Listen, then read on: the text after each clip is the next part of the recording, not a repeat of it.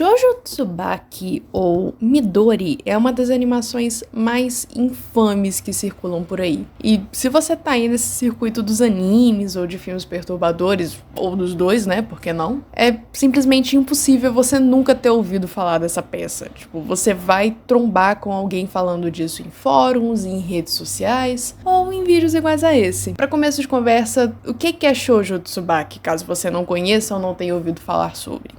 Aqui vai uma introdução. Shoujo Tsubaki, ou Midori, é um mangá escrito e ilustrado por Maruo Suehiro em 1984. O mangá conta a história da Midori, uma menina que eu diria tá aí no comecinho da adolescência, tentando sobreviver no Japão pós-Segunda Guerra. É uma situação bem difícil pra ela, o pai dela desapareceu e a mãe tá muito doente. E ela vende camélias pra conseguir um dinheirinho e continuar na escola. Daí que vem o nome da história, inclusive, Shoujo Tsubaki, que significa menina das camélias. Em uma noite ela teve vendas muito ruins, ela não tinha conseguido vender nenhuma flor, e ela é abordada por um homem de terno e chapéu que compra as flores na mão dela e entrega pra ela um cartãozinho com o endereço, falando que ela podia ir atrás dele caso quisesse melhorar de vida. A Midori volta pra casa e, chegando lá, ela encontra a mãe dela morta na cama. E sem ter pra onde ir, ela vai até o endereço que o homem de chapéu deu pra ela, e era um acampamento de circo, um freak show, um show de horrores. E depois que ela chega lá, eles mantêm a Midori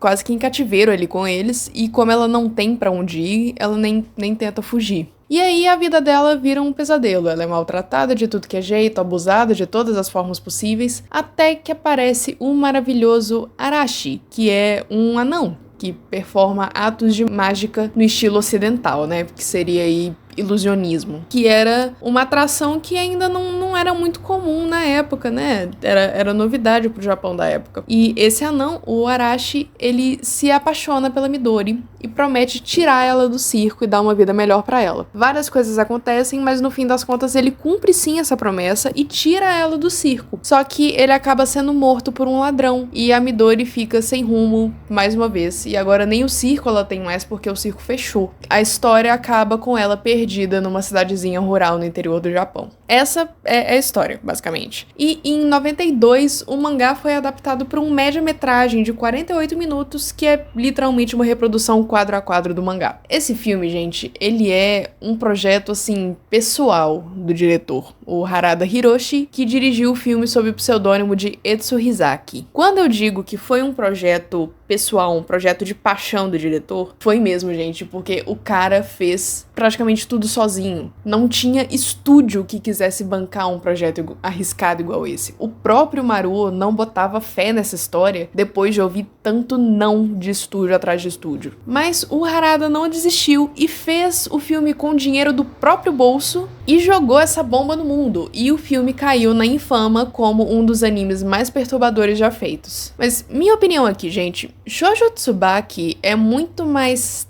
trágico do que perturbador. E eu arrisco dizer que é uma obra até bela, assim, de um jeito que só o Suehiro Maruo sabe fazer. Ele tem um estilo muito próprio, muito característico, que é dele. São traços finos, delicados, gentis. Os personagens, até aqueles que são colocados nessas posições de agressores ou antagonistas, são desenhados dessa mesma forma, com traços delicados e até mesmo bonitos. Tudo isso num contexto nojento, pra dizer o mínimo. É uma semiótica muito interessante. Esse tipo de personagem, né, eles geralmente são desenhados dando muita ênfase no desagradável, são personagens feios, asquerosos por dentro e por fora. Enquanto o Maruo padroniza esses personagens como pessoas aparentemente normais e que são podres por dentro, justamente porque esse tipo de gente, visualmente, não costuma ser diferente de ninguém. E isso se propaga aqui em Shoujo Tsubaki também. Mesmo se passando em um show de horrores, com personagens sendo pessoas distorcidas e deformadas, eles ainda assim são representados de maneira relativamente normal visualmente, com alguns traços diferentes e mais característicos, é claro, mas não são colocados como feios. Você tem aí personagens com pescoços deformados, com a pele chamuscada, sem braços, e nenhum deles tem uma aparência realmente monstruosa, são só pessoas normais que por um acaso infeliz do destino têm corpos diferentes. O que coloca esses personagens realmente como vilões, não necessariamente vilões, mas protagonistas mesmo, porque tá todo mundo na merda ali, só que eles parecem aceitar melhor essa situação do que a Midori, o que também é muito compreensível considerando que a Midori é uma pré-adolescente aí, né? É uma situação muito infeliz pra todos os envolvidos. O que coloca eles nessa posição de vilões são as atitudes deles. Como pessoas, eles são nojentos e desprezíveis. Eles abusam da Midori de tudo que é jeito. Em geral, o que marca eles como monstros não é a aparência, e sim as atitudes. Eu achei um artigo falando um pouco sobre a estética do Eroguro nos mangás, e tem uma seção exclusiva falando de Midori. Foi escrito pelo Márcio dos Santos Rodrigues, eu vou deixar o link pro artigo completo aqui na descrição. É um artigo brasileiro, e ele elabora um pouco sobre algumas questões que eu também observei, que é como os personagens com deformidades são colocados à mostra de uma forma pornográfica. E aqui eu uso pornográfico não só da forma sexual, que é o que a gente costuma associar com a palavra, mas também no sentido de explícito em geral, do gráfico, do exagerado. As deformidades são colocadas à mostra para todos verem, tanto para os espectadores do circo quanto para nós, os leitores, ou quem tiver assistido o filme.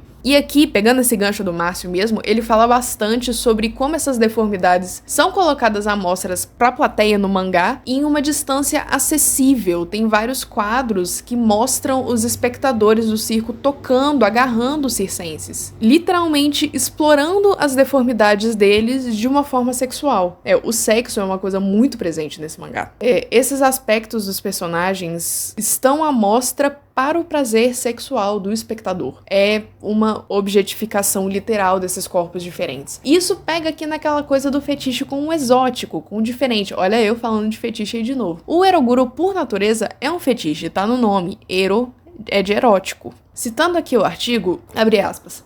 Isso reflete a maneira como os freak shows eram vistos como uma forma de explorar as diferenças e os desejos anormais do público, expondo as contradições de uma cultura dominante.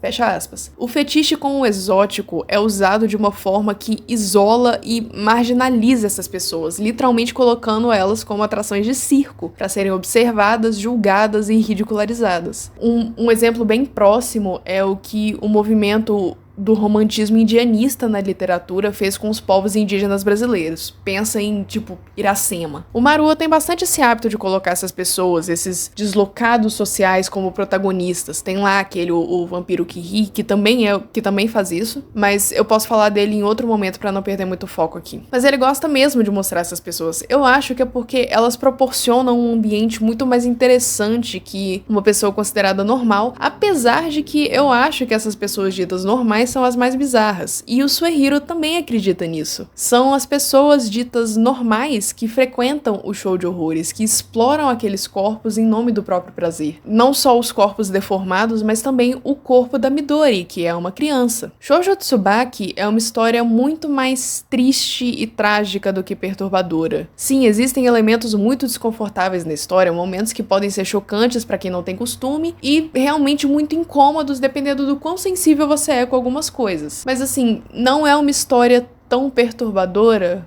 quanto é triste. Eu gostei. Tchau.